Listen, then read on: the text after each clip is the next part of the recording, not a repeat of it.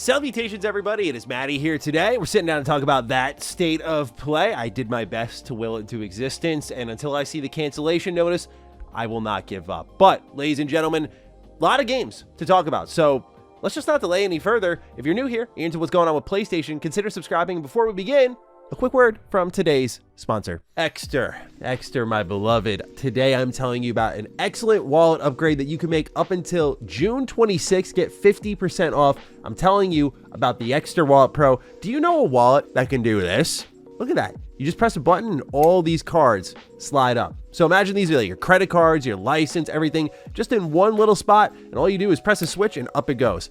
Incredible. Exter has turned me into a front pocket wallet guy. For all of high school and most of college, I had my wallet in my back pocket. And gentlemen, you know what they say about how it messes with your spine and stuff over time. So Exter, with its slimness here with the Wallet Pro, allows us just to slide in my front pocket but still have everything I need. Cards, cash, you name it. So ladies and gentlemen, go to the link in the description down below, partners.exter.com/MrMattyPlays. And if you want a wallet just like this, by using code MrMattyPlays, you get up to 50% off. So a really steep discount for this community specifically. So go treat yourself or dad or grandpa or whoever, just a friend, to a brand new wallet. Shout out to Exter for sponsoring today's video.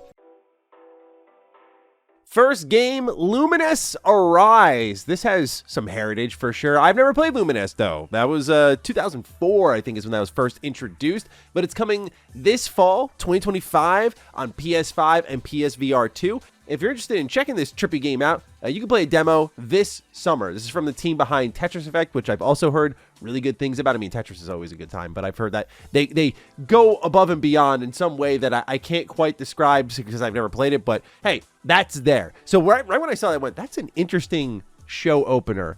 And then Pragmata. They say it right at the end of the trailer. It's real. It's coming out in 2026, and this game, at first, I was starting to get a little bit of like Death Stranding vibes, but hey man, Capcom's been on a roll, so they are in that league right now, which very few companies are in modern gaming, where if I see your logo, I'm like, okay, I'm there. So Pragmata is in that conversation. It was revealed long ago. This is the re-reveal with actual gameplay. Sci-fi, AI, that sort of subject matter seems to be deeply packed within this game. It's got third-person shooting and action combat as well, so I'm into what it's doing. I want to learn more, of course, but again, Capcom has just been steamrolling the competition, where just seeing their name, knowing their involvement, I'm very excited because big and small, they've been killing it. But really the first game that caught my eye on a major level is Romeo is a Dead Man. Now, right away, I could tell this was a Suda 51 game because it just is so out there and weird. I'm seeing so many different genres packed into this game. It looks insane. But the general premise, as Suda described at the end of the trailer, is that you are tracking down wanted criminals across space-time. It's defined as ultra-violent, but also science fiction, and I just love that combination. I've never really played much of Suda's stuff because I just never really got around to it, but anytime I see it, I'm like, oh, that looks interesting. But I feel like a lot of his recent stuff I've seen has fallen into the pocket of that's weird, but that's not for me, whether it be like the genre he's tackling or honestly the polish level sometimes just isn't quite there. But it says in the trailer 2026, maybe. So we'll see if it does drop in 2026. But out of a lot of things he's done recently, this one caught my eye. I'm very, very interested in this. I know I have to play No More Heroes. I have the full collection on my shelf. Still haven't played it yet, so got to get around to that one. And the good times kept rolling for me because I'm a huge Silent Hill fan. So Silent Hill F is like day one no matter what. This game could have looked awful. I always want to know what Silent Hill's up to. Gameplay looked a little clunky, I'll be honest. Silent Hill 2 Remake went through a very similar development cycle. However, I also don't judge the clunkiness of Silent Hill as hard as I do pretty much any other gaming franchise because it's going to sound like cope and whatever. You can make fun of me.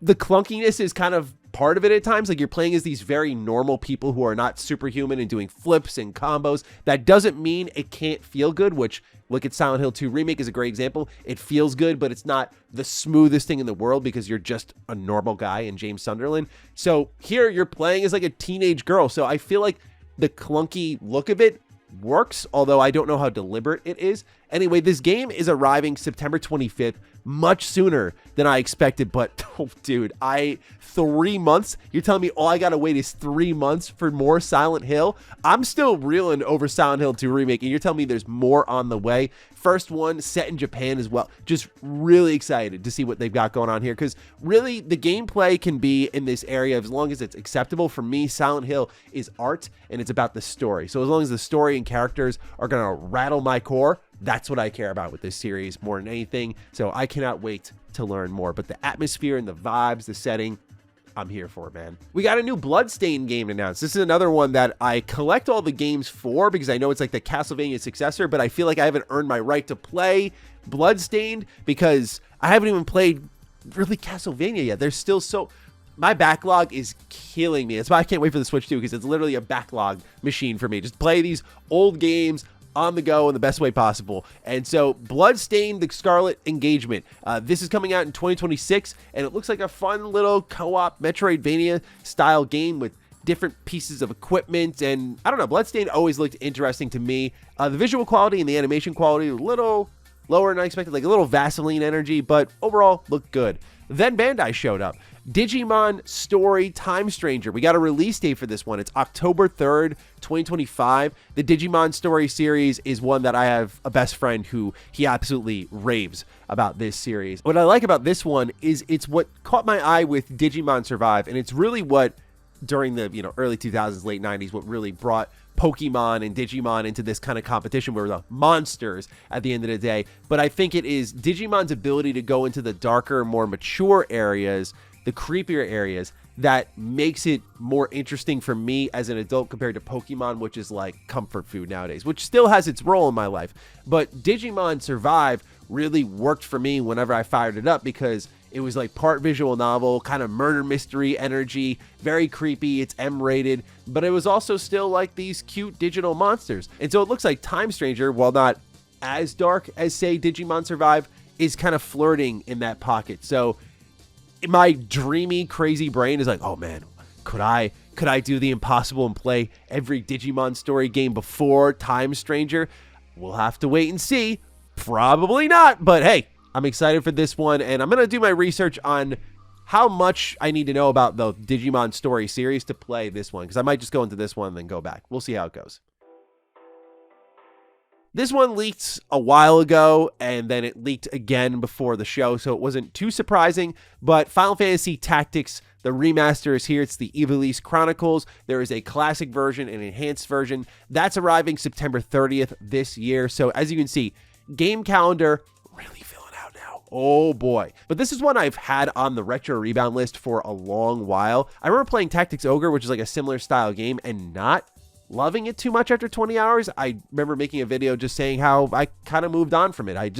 It wasn't grabbing me as much, but I've heard Final Fantasy Tactics is like that game. When the leak originally happened many years ago involving Final Fantasy Tactics, I decided I will just wait for that day for it to release. And so finally, not too much longer now, another September game, and here's me. I'm putting on my clown nose. I'm kidding myself like I'm going to play every single September game because there's a lot of them. Some of them I do feel comfortable skipping on, but like one like Final Fantasy Tactics, I don't want to skip. But you got other September games here like Baby Steps, which again gives me a little Death Stranding energy where like one of the main mechanics of the game is walking around. But it did, while I wouldn't play it, have a very memorable impression on me. I mean, it's just a comedy game where you're just playing as like a giant baby, and like the whole trailer was about getting to the bathroom. So I thought it was funny, thought it was interesting. I, again, don't know if I'll play it, especially looking at how competitive September is, but Baby Steps didn't look bad, just not for me. Hirogami looked really cool here. This is coming out September 3rd, and in my ideal world, I do want to check this out because it gives me a little bit of that Tearaway energy. I loved Tearaway on the PS Vita. Those games that kind of mold together real art with the game's art style, and in turn makes that the driving force of like the narrative. So this is a game that looks like it's about like origami, but you can see like all the different abilities you use to interface with the world itself. Just looks really cool and really different. This is from another Bandai studio, so they had a pretty strong presence here, but Hirogami looked cool, as did, and we already knew about this one, Everybody's Golf Hot Shots. This is also coming out September 5th, 2025, and I don't know if y'all know a lot about me on this level, but I'm a sucker for golf games, not the simulation golf games, but if you are a arcadey golf game, so your Golf Story or Mario Golf or your Everybody's Golf, I'm buying you sight unseen. Like it is that simple for me. It's that automatic for me. So yeah, Hot Shots on the radar as well. Definitely going to pick that one up, run some rounds with some buddies, and just play some good arcadey golf, especially I get to unlock Pac-Man. Come on now. Ninja Gaiden Ragebound. This game has Retro Rebound written all over it. It looks absolutely fantastic. It's from the creators of Blasphemous, and it's dropping July 31st. This is another game that just, money in the bank, man. We're at this point with certain trailers and certain creators where you see it and you just know that's going to be fantastic. What I'm excited about, though, is I've been a 3D Ninja Gaiden bro for my whole life. Never played 2D Ninja Gaiden. If I did, I don't remember it, and it never made an impression on me. And I only say it like that because I remember watching a lot of angry video game nerd videos and watching him play these NES, SNES games, and that put me off of a lot of them growing up. So you have him to blame, that legend. But nonetheless, Ninja Gaiden Ragebound looks incredible. Karen showed up next. This is November 5th, 2025. There's a demo out today if you're interested in it. It's a climbing survival game. So this is one of those games that didn't look bad to me. Just kind of looked like, out of everything there that speaks to my taste, to my sensibilities, looked like the easiest skip, frankly. But I can see this really speaking to people looking for a Zen game. And as I'll talk about in a little bit, there's another Zen game here. I'm just not a Zen gamer, I've realized. Like, I already am in a Zen state when the controller's in my hands because I know my day of work or whatever I had to do is done. That's the only time I'm picking up a controller nowadays, right? So for me, I'm already in that Zen state, so I don't need to Zen further through an experience. If an experience can give me Zen with like my cool combat or whatever, or my characters, awesome. But Karen did look interesting. Again, it looked like there was some sort of like tent where you could choose what you do while you're in the tent. And so I got a little bit of like social simulation vibes with that as you meet different characters during your climbing sessions. So it seemed interesting. Then we got Mortal Kombat Legacy Collection that's coming out later this year. It's from Digital Eclipse and Atari. And yeah, this one, awesome. I was just mildly upset because I've played all of the Mortal Kombat games before, and the old ones are cool. They're fantastic bits of gaming history. But if we got a collection with like Shaolin Monks and Armageddon, like the PS2, Xbox, GameCube era, now we're talking. So maybe this is sort of like what the Cowabunga collection did from this team, or they go from these kind of older Mortal Kombat games into like the next generation of them. I hope. We'll see. But nonetheless, would love to see those at some point in time. Still, Mortal Kombat Legacy Collection looks cool coming out this year. Then we got the reveal of the PlayStation Fight Stick really briefly. Just love that there's this type of hardware here, but PlayStation not too surprised with how much they've become like Apple, where they have their own version of everything that's already available. We saw Metal Gear Solid Delta again, just kind of a reminder that it exists kind of trailer. You get to see some of the boss fights from the game as well. That's coming out August 28th this year. Easy day one pickup because MGS3 is fantastic. Probably the biggest surprise of the show outside of one other game is this one here, and it's Neo 3. Neo 3 has a demo available today. I don't know with the Switch 2 if I'm going to check it out, but also I don't need a demo. Before there was Lies of P, to me, there was only one competitor against From Software who was making games that felt very different from what they were making, but also were as challenging and as interesting as a FromSoft game. And that was Neo, specifically Neo 2. Neo 2 at one point was just teetering on the edge, if not for Bloodborne, as like my favorite FromSoft style game, my favorite Souls-like game.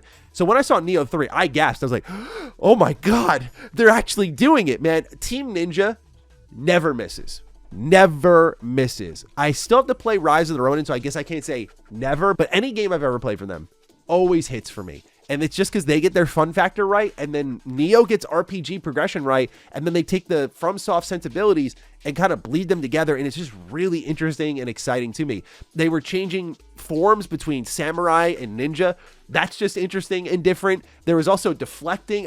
Dude, this game is going to be so good. I already know it. Like, that's going to easily be a top 10 Game of the Year contender for me. I just know how they deliver. Thief is back, by the way. Thief VR, Legacy of Shadow. I don't think we've seen Thief since 2014, and that was one of the main reasons I bought my Xbox One, was because I could not wait for Thief, because I thought, oh, my amateur gamer brain, I did not know about Thief until the reboot, I know.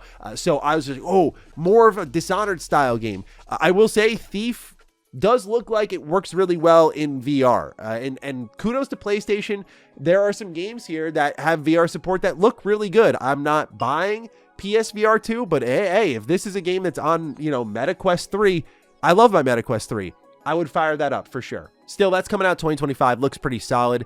Tides of Tomorrow. This is actually a game that's coming out in 26 with an exact release date of February 24th, 2026. This is a multiplayer story game. And I'm not a multiplayer guy, as I've documented many a times outside of some select titles, but this looks really interesting to me. It was one of those trailers where I'm kind of in the I'll trust you, bro area, because it felt sort of like this is the concept or idea of the game. It looks good, and I love the ideas and the way you interact with other players while still pulling people like me in who are like, oh, there's a story here, and I get to see other people's choices. Like, that is a forward-thinking game that just on the idea premise alone, I am interested and would like to learn more about. Once it was done, I went, okay, you're 100% on my radar, because that's how you do multiplayer and single player in this really new, interesting way. So I want to learn more about Tides of Tomorrow. Seems really cool. Astrobot showed up real briefly, 5 more challenge levels. There's new Astrobots in the game as well, and they're bringing back the Astrobot DualSense if you're interested in picking that up. Afterwards, we got Sea of Remnants 2026. This is one of those games that I'm not dismissing, by the way, because I don't think it looked bad. As I've talked about with a number of these showcases, there's some showcases that are loaded with these types of trailers where I'm like, you got too in the weeds. You have to communicate to me as someone who's never seen the game before. I know what I'm going to do, because that's what matters to me as a player. Like, what am I playing? And this game looked like it has gameplay. I just can't tell what parts of it were. There was like pirate stuff happening, and I'm down for a good pirate game. I was just saying how in my predictions video, we need more pirate games, and that's why I was excited for the Black Flag remake. So, Sea of Remnants, I'll keep my eye on you. I just want to do more research and learn more.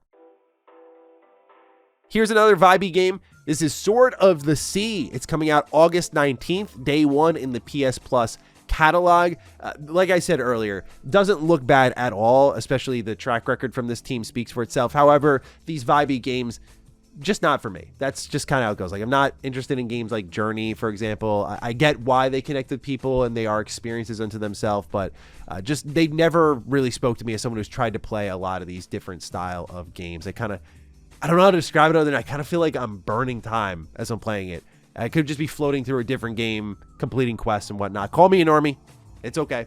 I don't care. FBC Firebreak. This game you can basically get for free everywhere now, because we already knew it's coming out June 17th, but this is also day 1 in PS Plus catalog and day 1 in Game Pass. So yeah, there you go.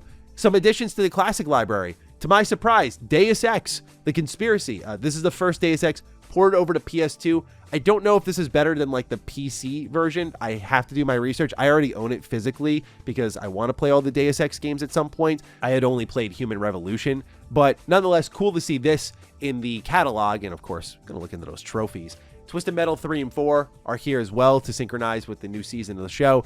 And then Resident Evil 2 and 3 are being added, the classic versions. So awesome to see. Then we get some pleasant surprises here to wrap things up. 007 First Light, one of the games I've been just so curious about. What is this game, right? Because I know that IO Interactive is a perfect fit because of their work on Hitman and just being an agent and gadgets and all that stuff. But still, 007 between the movies and the games has a little bit more action, right? A little more of the explosions and the gunfights. And so how do you balance these two, if at all? It does look like it's leaning more into action. I do see some segments where it looks like gadgets are going to play a really big factor, which as they should, it's a 007 game, but this is a 007 origin story, like before he really becomes 007. He's trying to earn the 00 status. There's a gameplay reveal later this summer, but look, IO Interactive, especially with Hitman 3, I always remember playing that in the top of 2021, I believe it came out. And when I did, I said, it's best game of the year. And everyone was like, yeah, okay, it's January. And then came my Game of the Year video in December, and I was like, yeah, Game of the Year. You know, they make amazing stuff. Hitman is like infinitely replayable. It's so impressive to me how much they get out of a single level. It's really, their games should be studied by many designers out there. But nonetheless, 007 First Light 2026, I thought this looked interesting. It had the vibe of a great like 007 movie, a lot of action as well. I do want to see what it's like when it's slowed down though. How linear is it? How open-ended is the mission design? How many ways can I replay the game, if at all? I do still have levels of Hitman expectations on this, and if they can just make sure to communicate directly like, no, this isn't like Hitman, then that's cool with me. It still looked great, but I want to learn more, and I will be very much tuning in to that gameplay reveal later this summer. Last 2 games. First up, Ghost of Yotei. Just giving you a heads up, like, hey, gameplay deep dive this July. See you then. And Ghost of Tsushima was amazing, so I can't wait to see what Sucker Punch is doing next. Last game, though. Oh my god. Oh my god.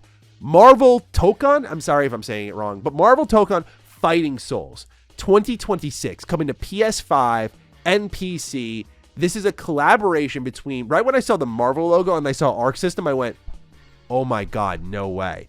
And then I saw the combat. Dragon Ball FighterZ is my most played fighting game ever.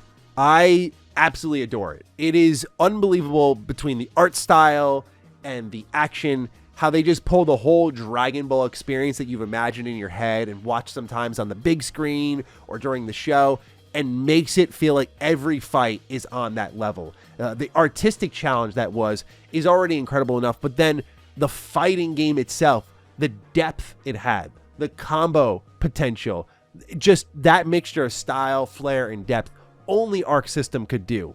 So when I saw a tag fighting game for Marvel show up and Arc System was behind, I went, oh my god, this is another one. Like, take it to the bank, dude. This is going to be sick.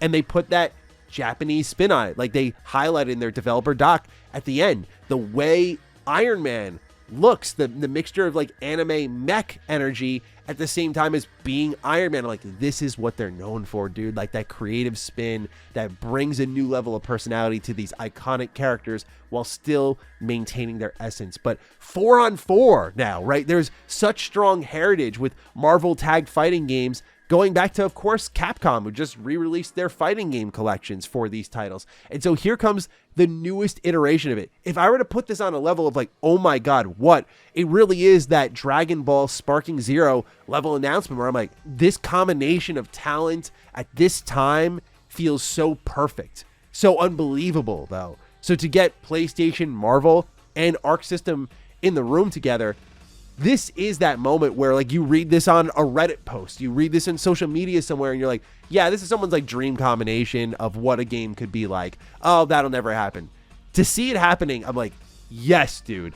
Again, just I got goosebumps watching this trailer. It looks incredible. I can't wait until this one comes out. Kind of a shame for Xbox fans and Switch fans that this is going to be stuck on PS5 and PC. It is coming to Epic Game Store in 2026 as well, but no Xbox or Switch, man. And so PlayStation knows that Marvel bag something fierce. And, this is a great combination of talent nonetheless, but I am so excited for this game, man. So overall, like, really trippy show with weird games, but really good. Like, I had very low expectations going in because, number one, State of Play doesn't typically always hit for me.